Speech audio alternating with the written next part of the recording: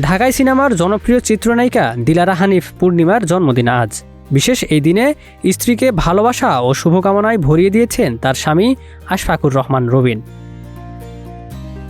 নিজের ফেসবুক অ্যাকাউন্টে পূর্ণিমার একটি ছবি প্রকাশ করে রবিন লিখেছেন, শুভ জন্মদিন আমার প্রিয় বউ দিলারা হানিফ পূর্ণিমা। তোমার ভালোবাসা, যত্ন আর অফুরন্ত সমর্থন আমার জীবনকে আরও আলোকিত করে।